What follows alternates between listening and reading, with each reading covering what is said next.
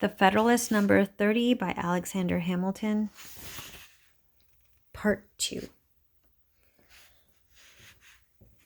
The more intelligent adversaries of the new Constitution admit the force of this reasoning, but they qualify their admission by a distinction between what they call internal and external taxation.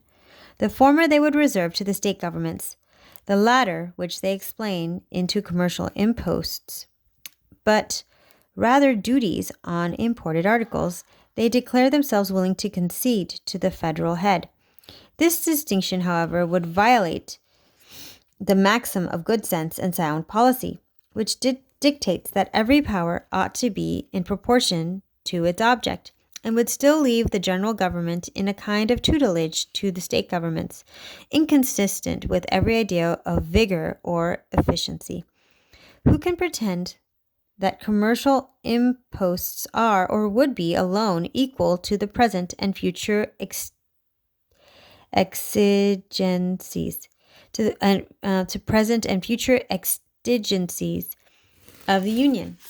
Taking into account the existing debt, foreign and domestic, upon any plan of extinguishment, which a man moderately impressed with the importance of public justice and public credit could approve, in addition to the establishments which all parties will acknowledge to be necessary, we could not reasonably flatter ourselves that this resource alone, upon the most improvised scale, would even suffice for its present necessities.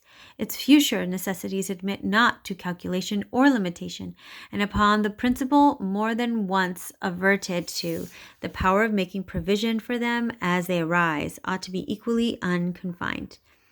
I believe it may be regarded as a position warranted by the history of mankind that in the usual progress of things, the necessities of a nation in every stage of its existence will be found at least equal to its resources.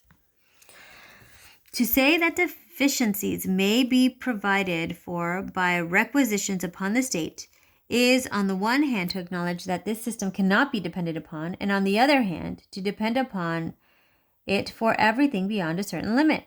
Those who have carefully attended to its vices and deformities as they have been exhibited by experience or delineated in the course of these papers must feel invincible repugnancy to trusting the national interests in any degree to its operation. Its inevitable tendency, whenever it is brought into activity, must be to enfeeble the Union and sow the seeds of discord and contention between the federal head and its members, and between the members themselves.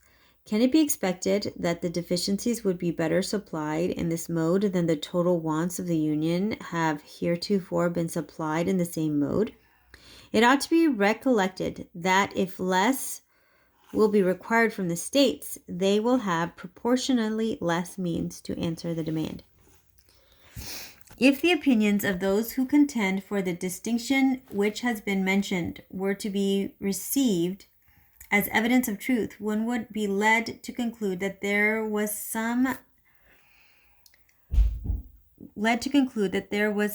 known point in the economy of national affairs at which it would be safe to stop and say, thus far the ends of public happiness will be promoted by supplying the wants of government, and all beyond this is unworthy of our care or anxiety.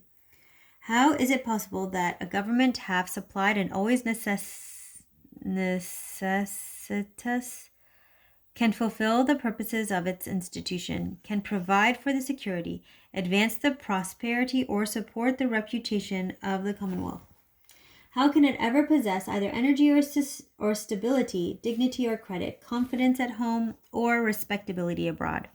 How can its admiration be anything else than a succession of expedients temporizing, impotent, disgraceful? How will it be able to avoid a frequent sacrifice of its engagements to immediate necessity? How can it undertake or execute any liberal or enlarged plans of public good?